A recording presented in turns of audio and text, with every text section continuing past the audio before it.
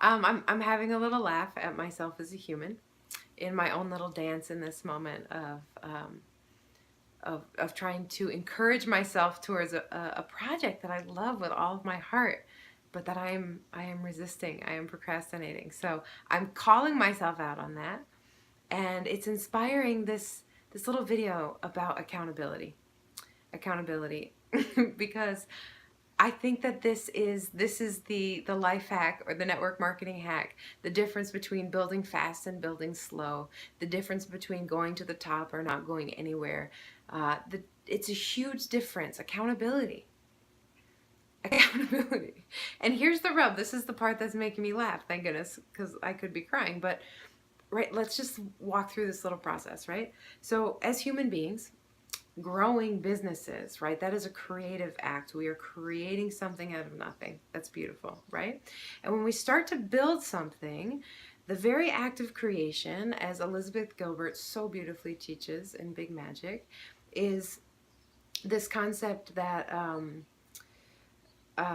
whenever we are creating something, we are moving into unknown territory, and that by definition brings fear in.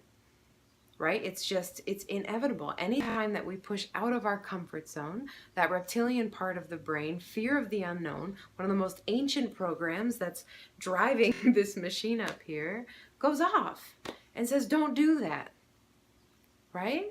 And the very essence of being able to progress in this profession, which is a profession of becoming, it's not like hitting raises, it's a profession of becoming who the better version of yourself. That's been my experience. That's what I witness in myself and the people that I'm blessed to know, all of you watching. Okay, coming back. So Elizabeth Gilbert teaches us beautifully in Big Magic. And the thing is that these programs in the brain, fear comes up and our natural response is to stop and talk ourselves out of it. Right? And think about any time that you have moved through something that you resisted or that was scary. Scary is more important. Not scary like, ooh, monsters, but that like, ooh, I was going to do it, but actually I think I'm going to not. I'm talking about teaching that next class of yours. I'm talking about picking up the phone and making that next phone call to the person that you so admire and look up to and you think would love this, but that you haven't called yet. And I'm saying you, but I'm talking to myself as well, right? Because every day we get to make these choices over and over and over again. But so then we have that next step because we need to learn and improve our skills through the act of doing. We have that next step to take, and fear comes up. And so most of us human beings will talk ourselves out of it. And so this is why accountability is so important. It is 100%, right? I need to take 100% responsibility for myself, that my success is my own and my failure is my own, that I'm the only person that I can control. But with that said, so what are the ways that I can hold myself accountable? And I think Sarah Harnish has a beautiful model in her accountability sheet. I created the accountability and support sheet. Some kind of tool where, Sarah suggests tracking it every single month, and before I was using Sarah's system, I was tracking every season. Why? Because, okay, I'll bring it all back together. When we have a vision and we know where we're going, it's more apparent when we're still standing still. Okay, if I know that I want to get from here to here, and I sit down with my calendar right now in July, and I say, this is where I want to get to, right? That's a great first step. The second step is, what do I need to do to get there? And I think this is where we get confused, and we're like, well, I need to teach these classes. Okay, I scheduled them. But here's the next piece. What has been working well about your classes and what hasn't been?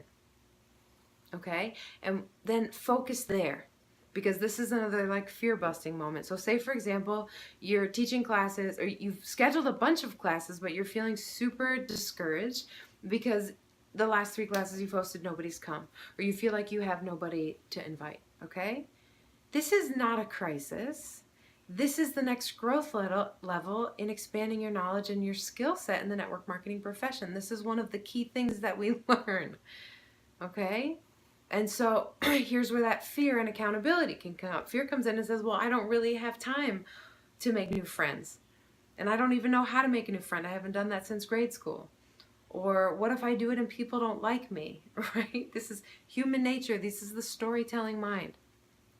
And so if I have an accountability partner, if I can reach into my community, and thank goodness for community. And this is another thing, community.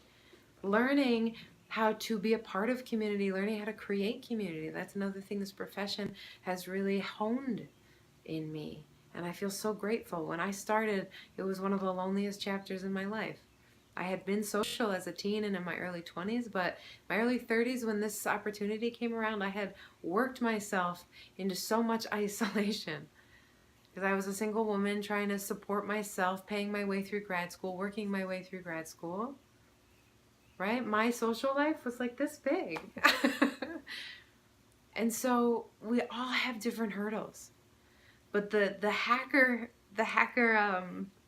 break there of accountability is to anticipate that if you are growing in your creative action, creating your business, and you come up against a wall, or when you're in that process, anticipate that you're going to come up against your fear because you're in the creation process. And when fear comes up, there are programs in your mind, that reptilian brain, that ancient brain, that's going to do everything in its power, excuse me, to get you to change your mind. And so in the moment, that can feel really real. And the purpose of accountability is that you can then call that community member or look at those messages that you've put yourself, or whatever accountability system you've put in place for yourself.